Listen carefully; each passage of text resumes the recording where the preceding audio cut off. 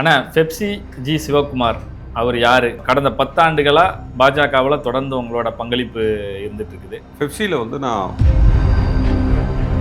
அதே சீமான் வந்து நாங்கள் திருநெல்வேலி ஹோட்டல் ஆரியாவில் தங்கிட்டு இருக்கும்போது, அண்ணா நீ வந்தது என்ன பெரிய ஆச்சரியம். வந்ததுக்கப்புறம் அப்போ என் படம் ரிலீஸுக்கு அப்புறம் எனக்கு நிறைய பிரச்சனைகள் இருந்தது. நீங்கள் இப்போ கேட்ட அதே மாதிரி அதை நான் பதிவு பண்ணிக்கல. நானும் அங்கே என் கூட வந்து ஒரு 4-5 பேர் வந்து கட்சி ஆரம்பிச்சிட்டாங்க. இந்த தலைவர்னா ஒரு ஜே போடணும்ல, பாரத் மாதாக்கு மட்டும் தான் ஜே, மற்ற யாருக்கும் ஜே கிடையாது. ஏன்னா யாருக்கும் எப்போ நிரந்தரமே கிடையாதுன்றதுனால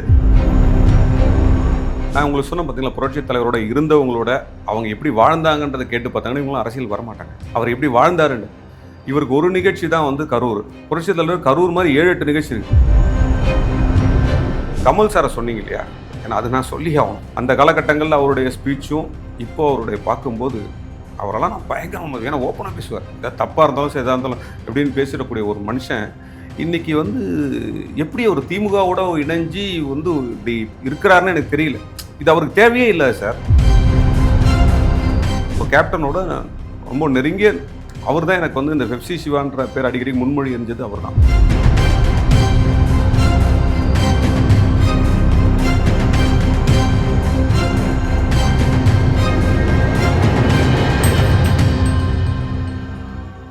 மக்கள் அனைவருக்கும் வணக்கம். இன்று நாம் தமிழக பாஜக கலை மற்றும் கலாச்சார பிரிவின் மாநில அமைப்பாளர் பெப்சி ஜி சிவகுமார் அவர்களை வரவேற்று அவருடனான நேர்காணலை தொடரலாம். அண்ணா வணக்கம். வணக்கம். அண்ணா, பெப்சி ஜி சிவகுமார் அவர் யார்? நிறைய பேருக்கு எல்லாருக்கும் தெரியும், இருந்தாலும் அதை உங்கள் வாயால், ஏன்னா சினிமாவில் ரொம்ப முக்கிய பங்கு வகிச்சுட்டு அதுக்கப்புறம் கடந்த 10 ஆண்டுகளாக பாஜகவில் தொடர்ந்து உங்களோட பங்களிப்பு இருந்துட்டு இருக்குது. அதை பற்றி. பெப்சியில் வந்து நான் ஆரம்பத்தில் தொழிற்சங்கத்துக்குள்ளே இருந்தேன், கேமராமேன் அசோசியேஷனில் இருந்தேன். அப்போ அங்கேருந்து பெப்சின்றது அந்த எந்த ஒரு சங்கத்திலேருந்து அங்கேருந்து ரெப்ரசன்டேட்டிவாக தான் பெப்சிக்கு போக முடியும். அப்படி பெப்சியில் போய் கிட்டத்தட்ட ஒரு 25 வருஷம் நம்ம வந்து அங்கே பொறுப்புக்குள்ளே இருந்தோம். செயலாளராக இருந்தோம், அப்புறம் தொடர்ந்து செயலாளராக இருந்தோம், அதுக்கப்புறம் தலைவராக இருந்தோம். அதன் பிறகு ஆல் இந்தியா தலைவராக, அது பெப்சி மாதிரி 6 அமைப்பு இருக்குது இந்தியாவுக்குள்ளே, தமிழ்நாடு, கேரளா, கர்நாடகா, ஆந்திரா, பாம்பேன்ட்டு. அதுலேயும் ஆல் இந்தியாவுக்கு நம்ம தலைவராக ஒரு 5 வருஷம் இருந்தோம். இதில் என்னென்னா, நம்ம வந்து இந்த தொழிற்சங்கத்தோட உச்சம் என்னென்னா ஆல் இந்தியா தலைவர் தான், அந்த சங்கத்துக்குள்ளேயே இருக்கிறது. அதில் கிட்டத்தட்ட 5 வருஷம் நம்ம இருந்திருக்கோம். தேசிய விருது வழங்கும்போது டயஸில் நம்ம உட்கார நமக்கு ஒரு மரியாதை கொடுப்பாங்க. அதுதான் அது உச்சகட்ட மரியாதை. அதை ஒரு தமிழனா, முதல் தமிழனா நான் அடைஞ்சிருக்கேன். தொழிற்சங்கத்தில் வந்து கேமராமேன், டைரக்டர், நான் தனம்ன்ற படத்தை டைரக்ட் பண்ணியிருக்கேன், சில படங்கள் ப்ரொடியூஸ் பண்ணியிருக்கோம். அது மாதிரி வந்து நம்ம தனம்ன்றது 2008 அவங்க சங்கீதா, ஆமாம், அந்த பெண்ணை மையப்படுத்திய ஒரு கதை. அப்புறம் இன்னொரு படம் சத்யராஜெலாம் வச்சு நம்ம டைரக்ட் பண்ணோம். அந்த படம் வந்து வெளிவரல, அது அவங்க ஜிவி ஃபிலிம் சம்மந்தமாக இருந்தது. அதன் பிறகு நிறைய படங்களை இப்போ தமிழரசன் விஜய் ஆண்டனி வச்சு ஒரு படம் ப்ரொடியூஸ் பண்ணோம். அடுத்ததுக்கு பிளான் பண்ணிகிட்ருக்கோம். ஆனால் இப்போது 2026 இருக்கோம், ஜனவரி. கரெக்டாக 2016 ஜனவரியில் பாஜக உள்ள வரீங்க, சரியா? ஆமாம். இவ்வளோ கட்சி இருக்கும்போது இன்னைக்கு பாஜகவில் சேர்றதுன்றது ஓகே, ஏற்றுக்கலாம். இன்னைக்கு தமிழகம் எங்கும் பாஜக வந்து பெருவாரியாக ஒரு ஆதரவு பெற்ற ஒரு கட்சியாக மாறிடுச்சு. பட் 10 வருடத்துக்கு முன்னாடி பாஜக இந்த அளவுக்கு இல்லாத டைமில் பாஜகவை தேர்ந்தெடுத்ததுக்கான காரணம் என்ன? ஒன்று, எனக்கு பேசிக்காக வந்து நான் சினிமாக்குள்ளே நம்ம வந்து ஒரு எதாக இருந்தாலும் முக்கியமாக இருக்கிறவங்க யாராக இருந்தாலும் ஒரு உணர்வு என்னன்னா, எம்ஜிஆரோட ரசிகர்களாக இருப்பாங்க. எம்ஜிஆர் ரசிகர்களாக இருக்கும், ஆல்மோஸ்ட் அதிமுகவோட அபிமானியாக இருந்துருவாங்க. அதிமுக அபிமானியாக இருக்கவங்க புரட்சி தலைவி அம்மா அவர்களுக்கும் ஒரு அபிமானியாக இருப்பாங்க. அந்த வகை தான் நம்ம அந்த ஜாதி தான் நானும். கட்சியில் நான் என்ன பொறுப்பில் இருந்தாலும் எனக்கு தெரியும். ஆனால் பெப்சியில் நான் வந்து இருக்கும்போது ஏன்னா பெப்சியில் இருக்க முக்கியமான நிறைய லீடர்ஸு, நிறைய பேர் பார்த்திங்களா இவங்க கூட வேலை செஞ்சவங்களா இருக்கும். ஸோ இவங்க வேலை செஞ்சவங்களோட எக்ஸ்பீரியன்ஸை நம்ம கேட்கும்போது நமக்குள்ளே ஒரு பெரிய ஒரு அரசியல் உள்ள வரும். அதுதான் உண்மை. ஆனால் தமிழ் சினிமா முழுவதுமே இடதுசாரிகள் ஆதிக்கம் நிறைஞ்சிருக்கிற நேரத்தில் நீங்கள் பாஜகவுக்குள்ளே வந்தது, அது வந்து இந்துத்துவா. அது நான் சொல்ல வந்தது தான். அதனால தான் அது சார்ந்திருப்போம். நானும் அது சார்ந்தேன்னு இருந்தேன். ஆனால் நான் பெப்சியில் பொறுப்பாக இருக்கும்போது நான் வந்து அரசியலில் நான் கை எடுத்துக்கிறதில்ல. பாசத்தலைவிக்கு பாராட்டு விழா எடுத்ததும் நானும் அதில் ஒரு அங்கம் உண்டு. பாசத்தலைவருக்கு பாராட்டு எடுத்தலும், தங்கத்தாரைக்கு எடுத்ததிலும் நான் ஒரு அங்கம் உண்டு. பாசத்தலைவருக்கு பாராட்டு விழா எடுத்ததிலும் நான் அங்கம் உண்டு. ஸோ அதில் வந்து நீ இதில் இருப்பியாலாம் கேட்டாங்க, கிடையாது. நான் என் பொறுப்புக்கு நான் வந்து சரியாக இருப்பேன். அந்த இடத்துல நாங்கள் அந்த விழா. ஸோ அதுக்கப்புறம் நிறைய நிகழ்ச்சிகள் நடத்தினோம். அப்புறம் அம்மா 11 வரும்போதும் நான் டைரெக்டாக பெப்சி சார்பாக போய் ஆதரவு தெரிவிச்சிருக்கேன். அதுக்கப்புறம் எங்களுக்கு நிறைய ஸ்ட்ரைக் நடந்தப்பெல்லாம் கவர்மெண்ட்டில் எங்களுக்கு சப்போர்ட் இருந்தது, அம்மா சார்பாக சப்போர்ட்லாம் இருந்தாங்க. அதெல்லாம் இப்போ இருக்க அமைச்சர்களுக்கெல்லாம் தெரியும். அது மாதிரி நான் வந்து அரசியல் சாதி இருந்தாலும் 16 மே தின மேடையில் பாரதிய ஜனதா கட்சியோட என்னை மேடையில் ஏற்ற சொன்னாங்க. அப்போ வந்து தத்தாத்திரேய வந்து லேபர் மினிஸ்டர், அவர் வந்து நான் ஏற்றுறேன் அப்படின்னு. நான் ஏற்றிட்டேன். ஏற்றின உடனே எல்லாரும் அது எப்படி நீ திடீர்னு வந்து பிஜேபியோட சப்போர்ட் பண்ணி நீ வந்து மேடையிலெல்லாம் ஏற்றலாம் என்ன அப்படின்னு நிறைய சர்ச்சைகள் வந்துச்சு. எனக்கு இந்துத்துவா, எனக்கு வந்து வெரி ஃப்ரெங்கான எனக்கு வந்து தெய்வ பக்தி உண்டு. அது அந்த சார்பாக தான் இருந்தேன் தவிர வேறு எதுவும் என்ன, எங்கள் சினிமாவில் ஜாதி மதமே கிடையாது. எல்லாரும் ஒன்றா இருப்போம். அதில் எங்களுக்கு அந்த விஷயத்தில் கிடையாது. ஆனால் எனக்குள்ளே இருக்கிற அந்த உணர்வுகள் தான் நான் அந்த மதிப்பு. அப்போ 16ல் திருப்பி தேர்தல் வரும். உடனே என் கார்டன்லேருந்து அம்மா கூப்பிட்டுருந்தாங்க. கூப்பிட்டு என்ன உங்களோட ஸ்டாண்டு நான் மாறுதான்னு கேட்டேன். அப்போ நான் சொன்னேன் ஓப்பனா 2 ஃபோட்டோ ஒரு ஃபோட்டோ உங்களுக்கு அனுப்புகிறேன்.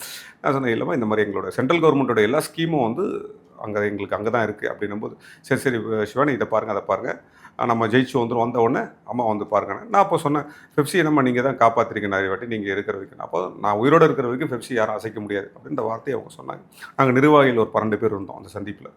அதன் பிறகு தான் ஒரு 6 மாதத்துக்கு அப்புறம் எனக்கு அதுக்கப்புறம் வந்து நானும் ரொம்ப நாளாக பெப்சியில் இருந்ததுனால எனக்கும் ஒரு மன ரீதியாக ஒரு தோய்வு, தேவையில்லாமல் மன சங்கடங்கள்லாம் ஏற்பட்டது. அப்போ நான் வந்து வெளியே வரணும்னு ஒரு முடிவில் இருந்தேன். அப்போ தான் நான் வெளியில் வந்தேன். அது வரைக்கும் நான் வந்து முதல்ல வந்து எதையும் நான் தோல்வியை சந்திக்காதவன் அந்த இதில் பொறுத்த வரைக்கும். நான் அப்படியே ஓடிட்டேன். ஆரம்பத்தில் கட்டத்தில் நடந்த தோல்வியை தவிர்த்து.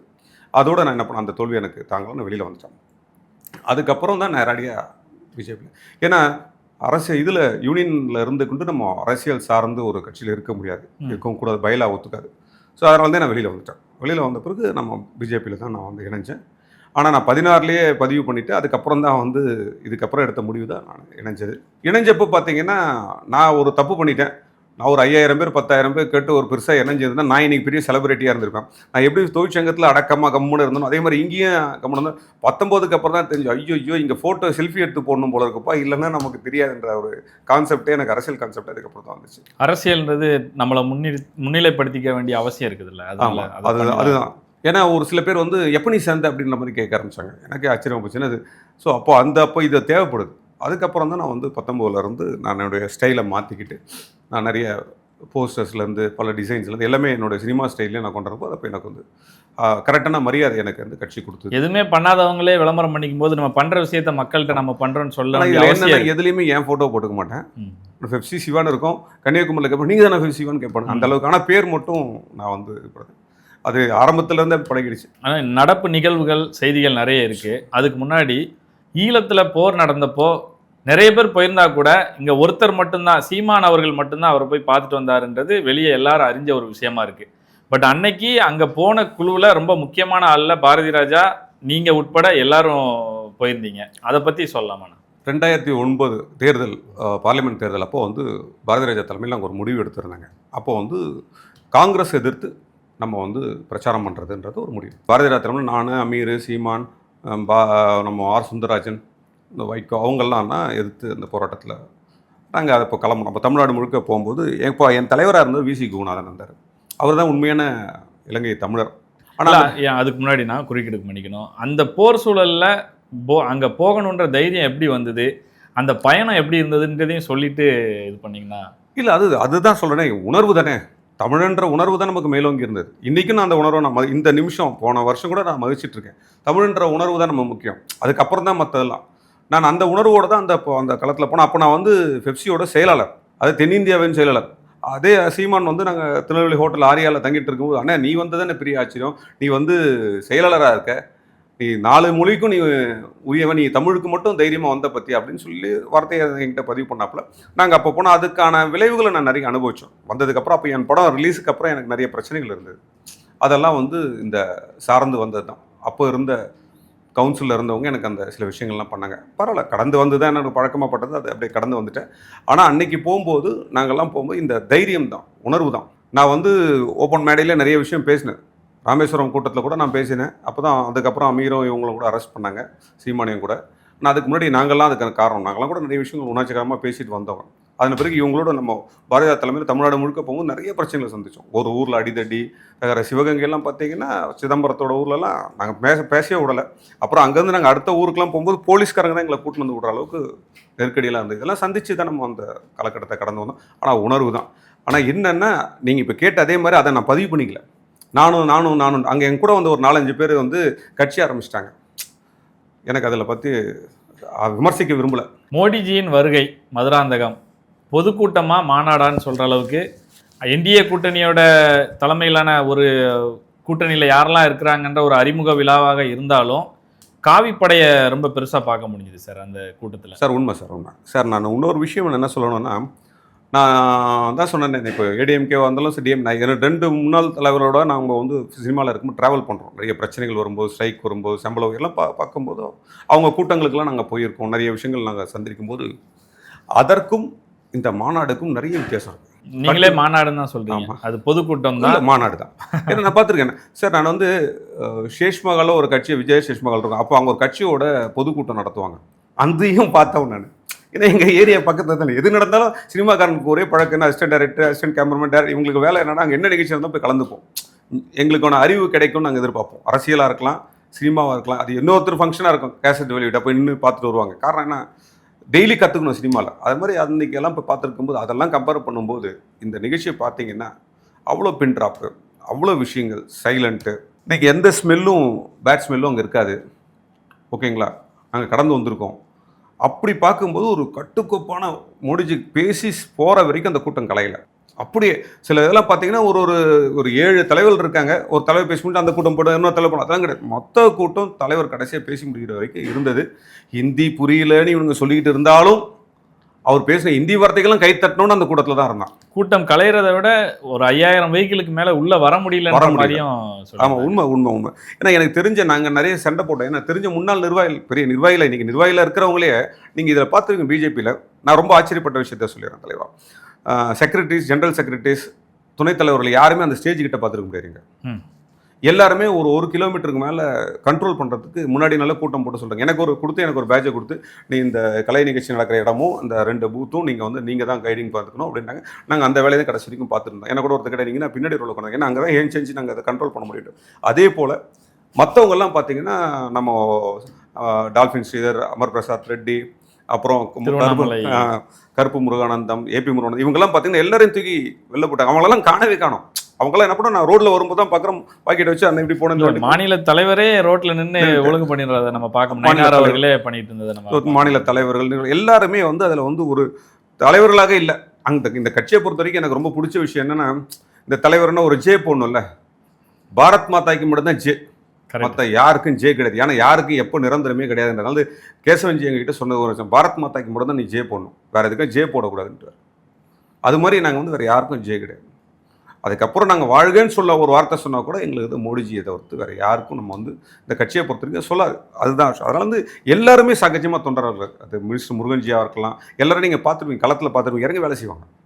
இறங்கி கூப்பிட்டு நீ என்னப்பா அதை எடுப்பாங்க, அந்த சேரை எடுக்க தவிர நான் ஓடிப்போய் அவங்க எடுப்பாங்க. நான் இது மற்ற கட்சியில் நான் பழகியிருக்கேன்னு நல்லா தெரியும். இல்லை அமைச்சரோட பேர் சொல்லி எனக்கு தெரியும். ஆனால் அவங்கள அந்த மாதிரிலாம் அவங்க பிஏ வேணால் திட்டுவாங்க, அப்படி இப்படி கெட்டவர் திட்டு எடுத்து போய்டாங்க விடுவாங்க. நான் இங்கே அப்படி கிடையாது. அவங்க எடுத்து வைக்கும்போது நம்ம போய் எடுக்கணும். ஐயோ நம்ம எடுக்காமல் இருக்கும்போது. ஸோ அந்த ஒரு ஒழுக்கம். இவ்வளோ சிறப்பாக நடந்த மாநாடை பற்றி நீங்கள் சொல்லிட்டு இருக்கிறீங்க. ஆனால் நேற்று மகளிருக்கான நடந்த திமுகவோட மாநாட்டில் ஸ்டாலின் அவர்கள் என்ன சொல்கிறாரு அப்படின்னு பார்த்தீங்கன்னா, இது வந்து என்டிஏ அப்படின்றது ஒரு பிளாக்மெயில் கூட்டணி அப்படின்ற மாதிரி ஒரு விஷயம் சொல்கிறாரு. எம்ஜிஆர் 72 கட்சி ஆரம்பித்ததுலேருந்து திமுகவோட முகம்ன்றது ஒன்று இருக்கு இல்லையா, அந்த முகம் இன்னி வரைக்கும் மாறல. மேபி அந்த முகத்துக்குரியவராக கருணாநிதி இருந்தார், இப்போ ஸ்டாலின் இருக்கிறார், நாளைக்கு உதயநிதி இருக்கலாம். இது முகம். ஆனால் அவங்களோட பேச்சு, ஸ்டைலு, நடவடிக்கை, திட்டுறது, கலாட்டா பண்ணுறது, ஹராஸ்மெண்ட் பண்ணுறது, டார்ச்சர் கொடுக்குறது, இதெல்லாம் அவங்களுடைய வழி தென்றல் தான். அது இன்றைக்கும் நடக்குது. இப்போ நீங்கள் சொல்கிற அதே தான் வந்து அவர் அப்படி தான் என்டிஏ வந்து இன்றைக்கி சொல்கிறார். ஆனால் 98, 99 கூட்டணி வச்சு அமைச்சராக இருக்கும்போது நீங்கள் அன்றைக்கி நினச்சி பாருங்கள், அந்த அம்மா தூக்கிட்டு போய் ஜெயிலில் உட்கார வச்சாங்க, வாசலில் உட்காந்து அங்கேருந்து வெளில வந்தார். அந்த என்டிஏ கூட்டணி இல்லைன்னா அவர் இப்படி வராமல் அப்படி போயிருப்பார் இல்லையா? டிவிக்கே ஒரு பெரிய பேசு பொருள் ஆகுது. இது வரைக்கும் எந்த தேர்தல் களத்துலையுமே அவங்க நிற்கல, பெருசாக வந்து வெற்றிகள் பதிவு பண்ணல, இன்னும் சந்திக்கவே இல்லை. ஆனால் பெரும்பாலும் சோசியல் மீடியாவில் அந்த கட்சியில் இளைஞர்கள் அதிகமாக இருக்கிறதுனாலையோ என்னவோ தெரியல, சோசியல் மீடியா திறந்தாலே வந்து டிவிக்கே. மாமல்லபுரத்தில் நடந்த இப்போ 2 நாள் முன்னாடி நடந்த ஒரு ஈவெண்ட் தான் வந்து சோசியல் மீடியா ஃபுல்லாக பரவி இருக்குது. அங்கே அதை பற்றி நீங்கள் பார்த்தீங்களா சார்? அங்கே டிவிக்கே வந்து நான் பொதுவாக சினிமாவிலேருந்து அரசியல் போகிற யாரையும் நான் விமர்சிக்கிறதில்லை. இப்போ கூட நீங்கள் கேட்டீங்க 2 பேரை, விமர்சனம் போனதில்லை. ஏன்னா எல்லாரும் எங்களும் தோழர்கள் தான். இதுலேயும் விஜய் வந்து எங்கள் வீட்டுக்கு முன்னாடி எங்கள் ஏரியாவில் வளர்ந்தவர், பாலக் ஸ்கூலில் தான் படித்தவர். நாங்களாம் இருக்கும்போது ஒரு சின்ன அதுலேருந்து நம்ம பார்க்குறோம். அவர் வளர்ச்சியை பார்க்கும்போது சந்தோஷமாக இருந்தது. அதுவே எங்களுக்கு ஆச்சரியமாக இருந்தது. ஏன்னா அப்போல்லாம் பேசவே மாட்டார். எங்கள் காலனி ஏரியாவில் தான் இருப்பார். யாரோட அவர் பேசி சிரித்து எல்லாம் நான் பார்த்தது கிடையாது. இப்போவுமே அவர் நாஞ்சில் சம்பத் மேடையில் தான் சொல்கிறாரு, இவர் பேசவே மாட்டேன்றாரு, பட் எல்லாரும் இவரை பற்றி தான் பேசுகிறாங்க அப்படின்ற மாதிரி. அது எப்படி சார் அரசியலில் சினிமாவுக்கு ஓகே சார், நம்ம பேசாமல் இருக்கிறோம், அமைதியாக இருக்கோன்றது. அரசியல்னு வந்து நம்ம ஒரு களத்துக்கு வந்ததுக்கு பிறகும் மௌனமாக தான் இருப்பேன், அது ரொம்ப ரொம்ப ரேராக தான் நம்மளால் பேச முடியும் அப்படின்றது அது ஒரு நல்ல அணுகுமுறையா? அது இப்போ இவங்க எல்லாரோடையும் வந்து ட்ரம்ப் கார்டு ட்ரேட்மார்க் என்ன நினைக்கிறாங்க, எம்ஜிஆர் தான் நினைக்கிறாங்க, புரட்சித் தலைவர் தான் நினைக்கிறாங்க. நான் உங்களுக்கு சொன்ன பார்த்தீங்களா, புரட்சித் தலைவரோட இருந்தவங்களோட அவங்க எப்படி வாழ்ந்தாங்கன்றதை கேட்டு பார்த்தாங்கன்னா இவங்களும் அரசியல் வரமாட்டாங்க. அவர் எப்படி வாழ்ந்தாருன்னு. இவருக்கு ஒரு நிகழ்ச்சி தான் வந்து கரூர்.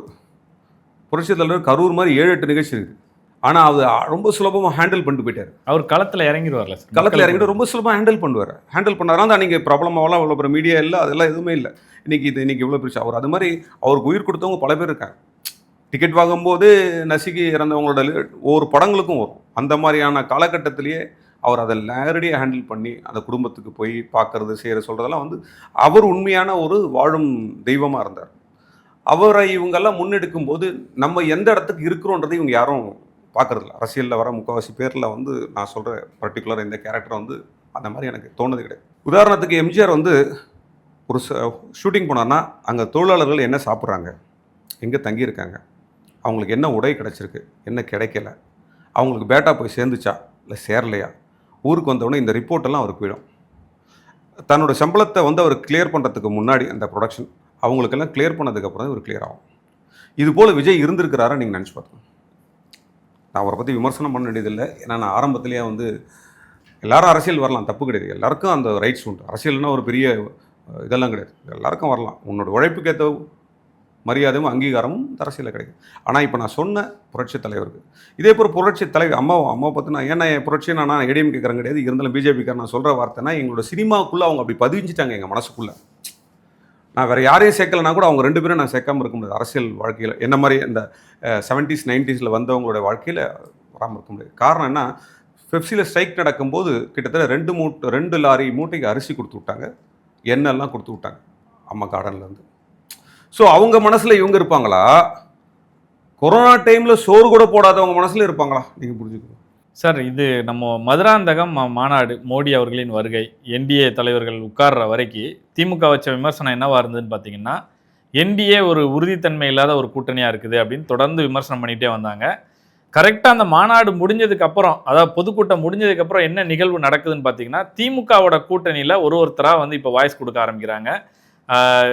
கமலஹாசன் சார் உட்பட வந்து அவர் பேசியிருக்காரு, நாங்கள் இரட்டை இலக்கில் கேட்போம், 2024 நாடாளுமன்ற எலெக்ஷனில் திமுக 40 ஜெயிச்சதுக்கு முக்கிய காரணமே நாங்கள் தான் அப்படின்னு சொல்லி அந்த கட்சியோட பொதுச் செயலாளர் அருணாச்சலம் அவர்கள் பேசுகிறத நம்ம பார்க்க முடியுது. இன்னமும் காங்கிரஸுக்கும் திமுகவுக்கும் பெரிய விரிசல் வந்துருச்சு அப்படின்றது வெளிப்படையாக ஒத்துக்கலைனாலும் அதான் நிதர்சனம், அது நடந்துக்கிட்டு இருக்குது. நேற்று வரைக்கும் இன்னைக்கு வரைக்கும் கூட அதான் சம்பவம். என்னன்னு பார்த்தீங்கன்னா, மதுரையில் வந்து தளபதி எம்எல்ஏ அவர்கள் பேசும்போது சொல்கிறார், திமுக எம்எல்ஏ பேசும்போது சொல்கிறாங்க, இந்த மாதிரி இவங்களுக்கு அதாவது 2 எம்பி தான் மெயினாக பேசுகிறாங்க சார். யாருன்னா மாணிக்கம் தாகூர், அதுக்கப்புறம் இன்னொருத்தங்க ஜோதிமணி, 2 பேர் தான் பேசுகிறாங்க. அதை தளபதி அவர்கள் எப்படி சொல்கிறாரு அப்படின்னா, எம்எல்ஏ தளபதி என்ன சொல்கிறாரு அப்படின்னு பார்த்தீங்கன்னா, அவங்க 2 பேர் எம்பி ஆயிட்டாங்க, அவங்க கட்சியிலேருந்து இன்னும் யார் எம்எல்ஏ ஆக வேணான்னு நினைக்கிறாங்களா, ரொம்ப பேசிகிட்டு இருக்கிறாங்கன்ற மாதிரி சொல்கிறாங்க. அதுக்கு மாணிக்கம் தாகூர் வந்து தோழமை கட்சிகள் அமைதி காக்கிற காலம்லாம் முடிஞ்சிருச்சு அப்படின்ற விதத்துலையும் சொல்கிறாங்க. ராகுல் காந்தியோட நண்பர் அவர் பிரவீன் சக்கரவர்த்தி தொடர்ந்து வந்து டிவிகேவுக்கு தனது ஆதரவை பதிவு பண்ணிக்கிட்டே இருக்கிறாரு. விசில் சின்னம் அனௌன்ஸ் பண்ண அன்னைக்கும் இம்மிடியேட்டாக எக்ஸ் தளத்தில் ஒரு பதிவு, விசில் அடிச்சாச்சு அப்படின்ற மாதிரி ஒரு பதிவு போடுறாரு. இது எதோட அறிகுறி சார்? காங்கிரஸ் டிவிகே, காங்கிரஸ் வந்து டிஎம்கேலேருந்து வெளியே போய் டிவிகேல தான் சேர போகிறாங்கன்றத நிறைய பேர் சொல்லிட்டு இருக்கிறாங்க. உங்களோட பார்வை சார்? சார், எப்போ திமுக வந்து 5 வருஷத்துக்கு ஒரு வாட்டி தான் இது பண்ண முடியும். 5 வருஷத்துக்கு அடுத்ததாக இவங்க வந்ததா இந்த 30-40 வருஷ சர்வீஸில் நீங்கள் பார்க்க முடியாது. ஸோ எல்லாருக்குமே கூட்டணியாக இருக்க எல்லாருக்குமே ஒரு சின்ன ஒரு பயம் உள்ளக்கும். அதுவும் இல்லாமல் இன்றைக்கி காலகட்டத்தில் டோட்டல் அகெயின்ஸ்டாக இருக்காங்க பப்ளிக். நீங்கள் டிவி ஆன் பண்ண, நம்ம ஏதோ எதிர்கட்சின்ற மாதிரி பேசுகிறதுலாம் இல்லை, டிவி ஆன் பண்ணாலே மக்களுக்கு தெரியும். ஆசிரியர்கள் போராட்டம், இவங்க தூய்மை பணியாளர் போராட்டம், என்ஜிஓஸ் ஏகப்பட்ட போராட்டங்களே இருந்துட்டு இருக்கும். பஸ்ஸில் ஏற்றுவாங்க, இறக்குவாங்கன்னு இருக்காங்க. அதில் பெரிய இதில் என்ன பெரிய விஷயம்னா சார், போராட்டத்திலேயே போராட்டம் செஞ்சே ஒரு கட்சி வளர்ந்துன்னா திமுகன்னு சொல்லலாம். போராட்டத்தின் மூலமே தன்னை முன்னிறுத்தி வளர்ந்தவங்க, போராடினவங்கள நடத்தின விதம், ஆசிரியர்களை, அது வந்து ரொம்ப ஒரு கொடுமையான அந்த நிகழ்வுகள்லாம் பார்க்குறாங்க. பார்க்கும்போது கூட்டணி கட்சிகள் எல்லாருக்குமே ஒரு சலசலப்பு வரும், ஒரு பய உணர்வு வரும். அப்போ அவங்க டைரெக்டாக இன்னொரு கட்சினா ஏடிஎம்கேக்கு தான் வரணும். அப்போ வந்தால் எல்லாரும் என்னப்பா போனாட்டி அங்கே இந்த ஒரு இது வரும்போது இடையில ஒரு ஆப்ஷன் தான் டிவிக்கு. இப்போ இவங்களுக்கு தெளிவே புரியல. இப்போ ஒரு வந்துருவாரா, இவளுக்கு இவ்வளோ சீட்டு கிடைக்குமா, இவ்வளோ பர்சன்டேஜ் இருக்கா, இதெல்லாம் ஒரு கேள்விக்குறியாக இருக்கும்போது இவங்க அந்த முடிவு எடுக்க முடியல. இப்படியும் இருக்கலாம் அப்படியும் இருக்கலாம், அதில் ஒரு 10-15 பேர் இந்த பக்கம் இருந்தால் நல்லாயிருக்கும், சீட் ஷேரிங் போகலாம், எப்படியா இருந்தாலும் அவங்களோட முடிவு தெரிஞ்சு போச்சு. திமுக சைடில் இருந்தோம்னா 10ல் 2 கூட வராதுன்ற மாதிரி அவங்களுக்கு ஒரு முடிவு இருக்குது. இது வந்து நிசாத்திரம். அந்த முடிவு அந்த 2வது டிவிகேல இருந்தா வருமா? ஆமாம், அதனால தான் எதிர்பார்க்க வருமானதான். இப்போ அவங்க வந்து இருக்கிற எல்லா சேனல்களையும் சரி, எல்லா அந்த இது மீடியேட்டர்ஸ் எல்லாத்தையும் பிடிச்சி இந்த இதுக்கு வருமா, இப்போ ஆர்ஐ மூலமோ அது மூலமா இது மூலமா எவ்வளோக்கு எவ்வளோ தகவல் எடுக்கணுமோ எடுக்கிறாங்க. டிவிக்கு என்ன பர்சன்டேஜ் அதில் முடிஞ்ச மட்டும் இவங்களும் கொஞ்சம் பூஸ்ட் பண்ணுறாங்க. அதை பண்ணி இதை பண்ணி அவர் களத்துக்கே வரல. இன்னும் நம்ம சொன்ன மாதிரி நம்ம களத்துக்கே வரல. அவர் களத்தில் வந்து தன்னோட பர்சன்டேஜை நிரூபித்து அவர் சில தொகுதிகளை ஜெயிச்சா மட்டும்தான் அடுத்த கட்டத்துக்கு அவர் நகரணும் இல்லைங்களா? அப்போது அந்த தெரியாதனால இவங்க இப்படி இல்லாமல் அப்படி இல்லாமல் சரி இந்த போட்டில் கால் வைக்கலாம் அந்த போட்டில் கால் வைக்கிறான்ற சலப்பு எல்லாருக்குமே இருக்கும். நம்பர் 1 அது காங்கிரஸ்க்கு இருக்கிறது நியாயம் தான். அங்கேருந்தே பேசுவாங்க. அவங்க எப்படியா இருந்தாலும் அவங்க ஏடிஎம்கே போய் தான் ட்ரை பண்ணுவாங்க. இப்போ நம்ம இருக்கிறதுனால நிச்சயமாக அந்த ஆப்ஷன் அவங்களுக்கு கட்டாயி போச்சு. அடுத்த ஆப்ஷன்னு பார்த்தீங்கன்னா அவங்களுக்கு டிவிகேக்கு தான் போகணும். போய் அவங்கள கொஞ்சம் தூரம் தூக்கி விடுவாங்க. அவங்களுக்கு சார் இங்கே இருந்தால் ஒன்றுமே இல்லை சார், அங்கே போனால் 1-2 உழுதான்னு பார்க்குறது தான் சார் அவங்களோட பிரச்சனை, அதை விட்டுருவோம். கமல் சாரை சொன்னீங்க இல்லையா, ஏன்னா அது நான் சொல்லி ஆகணும். அவர்கிட்டலாம் நான் வந்து இதெல்லாம் எதிர்பார்க்கவே இல்லை. நான் அவரோட ரொம்ப நல்லா நெருங்கி பழகியிருக்கேன். எனக்கு ஏதாவது விஷயம்னா அவர் முன்னுருவார். அதே மாதிரி நானும் வந்து அவர் சொன்னார்னா உடனே வந்து போய் நிற்பேன். அவர் ஆஃபீஸ்லேருந்து தான் பேசுவோம். அந்த காலகட்டங்களில் அவருடைய ஸ்பீச்சும் இப்போ அவருடைய பார்க்கும்போது அவரெல்லாம் நான் பயங்கரமாக, ஏன்னா ஓப்பனாக பேசுவார். ஏதாவது தப்பாக இருந்தாலும் சரி எதாக இருந்தாலும் எப்படின்னு பேசிடக்கூடிய ஒரு மனுஷன் இன்றைக்கி வந்து எப்படி ஒரு திமுகவோட இணைஞ்சி வந்து இப்படி இருக்கிறாருன்னு எனக்கு தெரியல. இது அவருக்கு தேவையே இல்லை சார். அவர் ஒரு லிஜெண்ட், இந்தியன் சினிமாவின் லிஜெண்ட். அவர் அரசியல் இப்போ அவர் அரசியலே வரமாட்டேன்னு தவிர இது வந்து இந்த மாதிரி வந்து இருக்கிறது எனக்கு ஒரு ஆச்சரியம். அவர் போய் இப்போது மக்கார் பண்ணுறாருன்னா அதே நிலமை தான் அவருக்கும். இப்படி இருக்கிறதோட பேசாமல் ஏதாச்சும் அவுட் ஸ்டாண்ட் எடுத்தால் நமக்கு நல்லா இருக்குமா, நாளைக்கு நம்ம பேர் கெடாமல் இருக்குமான்னு நினைக்கலாம். ஆனால் உண்மையாகவே எனக்கு வந்து சில தான் சொன்னோம் பார்த்தீங்களா உங்களுக்கு ஆரம்பத்தில், நிறைய பேரோட என்னோட நிறைய பழக்கங்கள் உண்டு. அதுக்கும் அவர்கள் இப்போ அரசியலில் இருக்க முகமுக்கும் பயங்கர வித்தியாசம். ஒரு நல்ல வெளிப்படையாக பேசுகிற ஒரு நல்ல மனுஷனாச்சே நினச்சோம்னா அவங்க அரசியல் களங்களில் வேறு மாதிரி இருக்கிறாங்க, வேறு மாதிரி பேசுகிறாங்க, வேறு அதை சொல்கிறாங்க. அது என்னது, ஏன்னா இவங்களோட 25 வருஷம் 30 வருஷம் ட்ராவல் பண்ணுவேன். அவங்க டவுன்ஃபாலும் சரி பார்த்துருக்கேன், அவங்க பெரிய இடத்துல இருந்ததும் பார்த்துருக்கேன். இது ரெண்டுமே பார்த்தது எனக்கு இருக்குல்ல. அந்த வேரியேஷன் தான் இவங்களுக்கு திமுக கூட இருக்கிற கூட்டணி எல்லாத்துக்குமே. இப்போ திருமாவளவன் உள்பட விட்டா போதுன்னு இருக்கார் அவரும். அவங்க கூட நடந்துருக்காரு. ஏன்னா இப்போ பாமகலேருந்து ராம்தாஸ் குரூப் இந்த பக்கம் வந்தாங்கன்னா இதான் சாக்குன்னு அவர் வெளில வருவார். இல்லை விட்டாலும் அவருக்கு சரியான ஒரு ஆப்ஷன் இல்லையோன்ற மாதிரி இருக்குல்ல சார்? இருக்கலாம் சார், இருக்கும். எப்பயுமே நீங்கள் வந்து ஜாதியும் மற்றதை சார்ந்து நீங்கள் ஒரு நடத்திட்டு இருக்கிற வரைக்கும் உங்களுக்கு ஒரு லிமிட்ஸ்க்கு மேலே போக முடியாது, ஒரு எல்லையை தாண்டவே முடியாது. நீங்கள் ஓப்பனாக இருந்தால் மட்டும்தான் நீங்கள் உங்கள் எல்லையை தாண்ட முடியும். ஜாதியுமே வச்சு நீங்கள் அரசியல் நடத்துனீங்கன்னா அதுக்கு ஒரு எல்லை கோட்டோடு நின்ற வேண்டியதாக இருக்கும். அதாவது அவருக்கு அந்த நிலைமை இப்போ வந்துருச்சு. ஸோ அதனால் அவர் அந்த எல்லையிலேருந்து தாண்ட முடியல. அப்போ அந்த எல்லைக்கு உட்பட்டு யார் நான் சாதகமாக இருப்பாங்களோன்றதை அவர் பார்த்துட்டு. இப்போ இதில் வந்து சார் ரொம்ப ரொம்ப புத்திசாலித்தனமாக ஒரு கட்சி கடந்த தேர்தல்கள் மாதிரியே இந்த தேர்தல்லையும் ஒரு கட்சி செயல்பட்டுக்கிட்டு இருக்கு, தேமுதிக சொல்லலாம். ஏன்னா எல்லாரும் எதிர்பார்த்தாங்க மோடிஜி வர்ற மேடையில் தேமுதிகவோட பிரேமலதா அவர்களும் அந்த மேடையில் ஏற்றிடுவாங்கன்னு நினச்சாங்க. பட் அது நடக்கலை. லாஸ்ட் மினிட் வரைக்கும் டிமாண்ட் பண்ணுறாங்க, 2 பக்கமும் பேசுகிறாங்கன்ற மாதிரி சொல்கிறாங்க. நேற்று வந்து ஆளுநர் மாளிகையில் நடந்த விருந்தில் வந்து பாஜகவோட மாநில தலைவர் நயினார் நாகேந்திரனும் அவர் பிரேமலதா அவங்களோட பிரதர்கிட்ட பேசுனதெல்லாம் நம்மளால் பார்க்க முடிஞ்சுது. அதை பற்றி சார், ஏன்னா அதுக்கான வாய்ப்பு இருக்கா? இப்போ நீங்கள் எல்லோரும் கேட்ட மாதிரி இதுவும் அதே எல்லாம் வருது. நடிகர் சங்க தலைவராக விஜயகாந்த் சார் இருக்கும்போது நான் பெப்சியோட செயலாளர், நடிகர் சங்க செயலாளர் சரத்குமார் சார், நடிகர் சங்கத்தோட பொருளாளர் வாகை சந்திரசேகர், 3 கட்சி உள்ள இருக்குது. நான் இந்த பக்கம் பெப்சியில் வந்து செயலாளர்.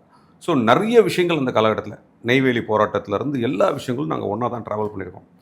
அப்போ கேப்டனோட ரொம்ப நெருங்கிய அவர் தான் எனக்கு வந்து இந்த பெப்சி சிவான்ற பேர் அடிக்கடி முன்மொழி எரிஞ்சது அவர் தான். அவரும் இதே மாதிரி ஓப்பனாக பேசக்கூடியவர்.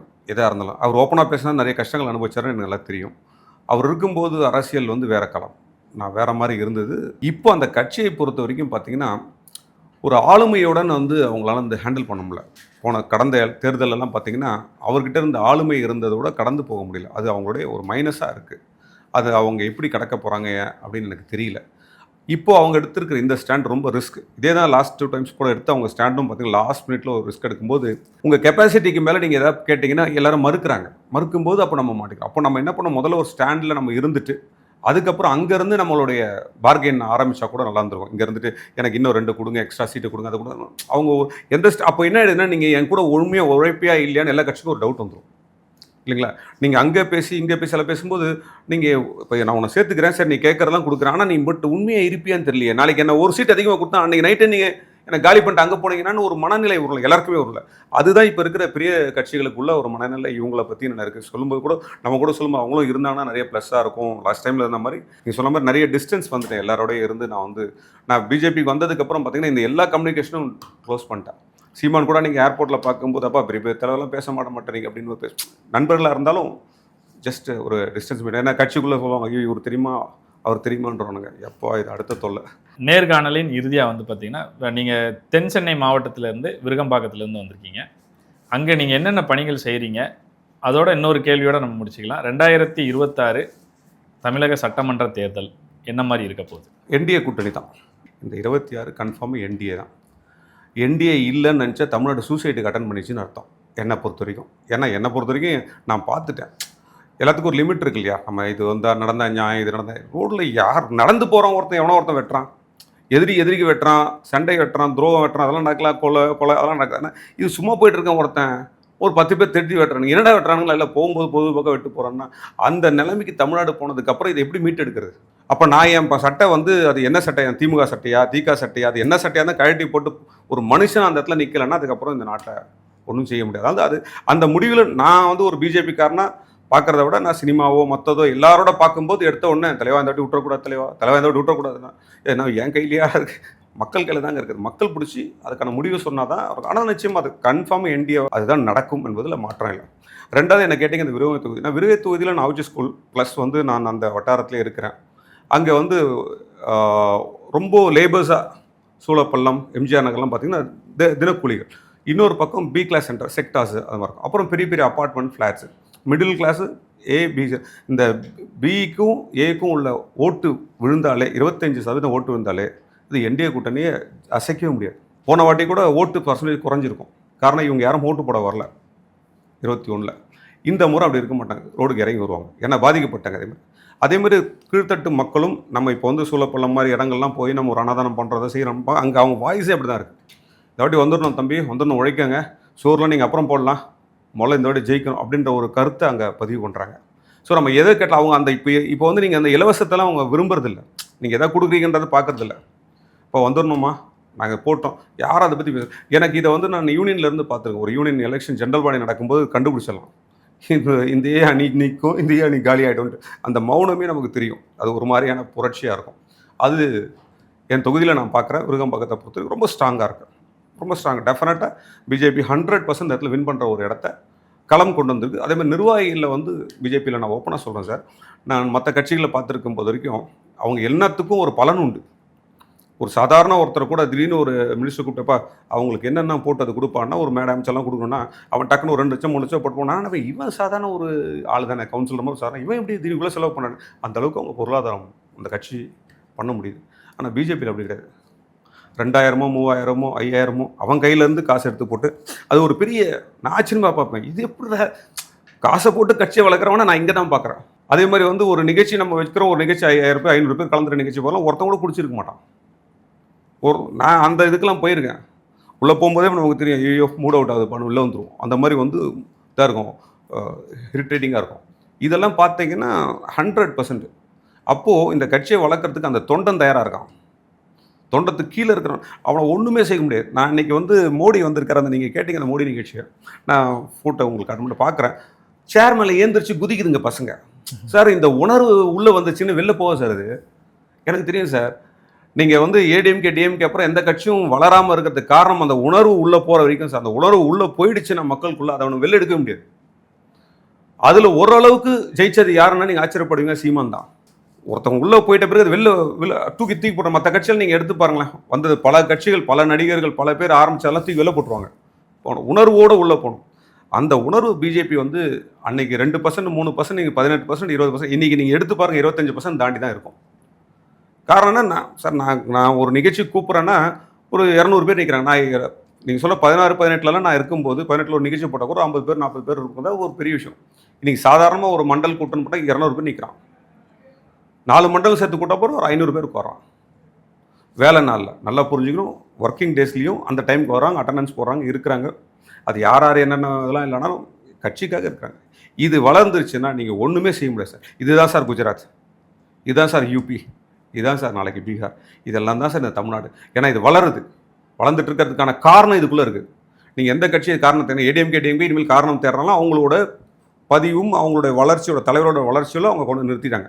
ஆனால் ஒரு கட்சி வளர்வதற்கு உங்களுக்கு அடிப்படையான தேவை ஒரு கொள்கை தேவை, அந்த உணர்வு தேவை. கொள்கை என்பது எல்லாரும் மாற்றி மாற்றி பேசிகிட்டு இருக்கிறதில்ல, உணர்வு.